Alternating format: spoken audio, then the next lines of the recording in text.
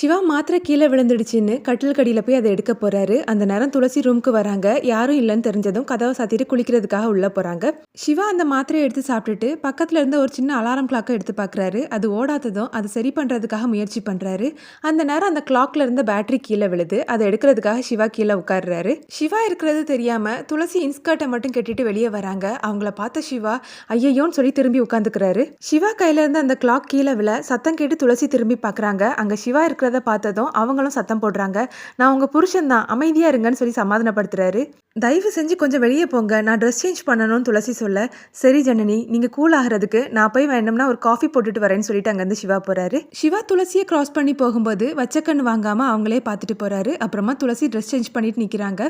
சிவா துளசிக்கு காஃபி போட்டு கொண்டு வந்து கொடுக்குறாரு. அது டென்ஷனாவே வாங்கி குடிக்கிறாங்க. இதை பார்த்த சிவா எனக்கு தான் அம்னீஷியா, அவ யாருங்கிறது கூட தெரியல, ஆனா இவ இதுக்காக இவ்வளோ டென்ஷனா இருக்கான்னு மனசுக்குள்ளே நினைக்கிறாரு. துளசி அவங்க ஃப்ரெண்டு ஜெயாக்கு கால் பண்ணி இனிமேல் ஒரு நிமிஷம் கூட என்னால் இந்த வீட்டில் இருக்க முடியாதுன்னு சொல்ல, இப்போ உனக்கு டிக்கெட் போடணும்னாலும் ஐடி தேவைப்படும், நீ போய் முதல்ல உன்னுடைய சிம் ஆக்டிவேட் பண்ணு, அதில் வரக்கூடிய ஓடிபியை வச்சு உன்னுடைய ஆதார் கார்டை நம்ம பிரிண்ட் அவுட் எடுத்துடலாம்னு சொல்றாங்க. சரின்னு சொல்லிட்டு துளசியும் விசாலாட்சி கிட்ட நான் மார்க்கெட்டுக்கு போயிட்டு வரமான்னு சொல்லிட்டு கிளம்பி போறாங்க. துளசியும் ஒரு கடைக்கு போய் செகண்ட் ஹேண்ட்ல ஒரு ஃபோன் வாங்கிட்டு அவங்களுடைய கைரேகையை பதிச்சு பழைய சிம்மை ஆக்டிவேட் பண்றாங்க.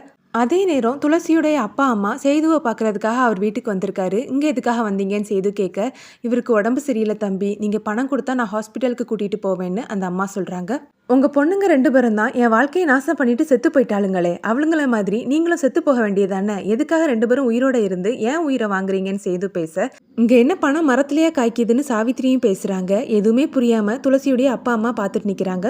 துளசி அந்த மொபைலில் சிம்மை போட்டதும் அது ஆக்டிவேட் ஆகுது. அது ஆக்டிவேட் ஆனதும் சேதுக்கு மெசேஜ் வருது. இதை பார்த்த சேது தனியாக போய் துளசிக்கு கால் பண்ணுறாரு. துளசியும் யாருன்னு தெரியாமல் அட்டன் பண்ண, நீ துளசி தானே, எங்கே இருக்க துளசின்னு சேது கேட்க, இது அவனாச்சுதேன்னு சொல்லிட்டு துளசி காலை கட் பண்ணுறாங்க. சேது மறுபடியும் கால் பண்ண துளசி ஃபோனை சுவிட்ச் ஆஃப் பண்ணி வைக்கிறாங்க. அப்புறமா துளசியோட அப்பா அம்மா கிட்ட இவ்வளோ நேரம் நானும் அக்காவும் பேசினது சும்மா விளையாட்டுக்கு தான், உண்மை இல்லைன்னு சொல்லி சமாளிக்கிறாரு. அப்புறமா துளசியுடைய அப்பா கையில் பணத்தை கொடுத்து அவரை ஹாஸ்பிட்டலுக்கு போக சொல்கிறாரு.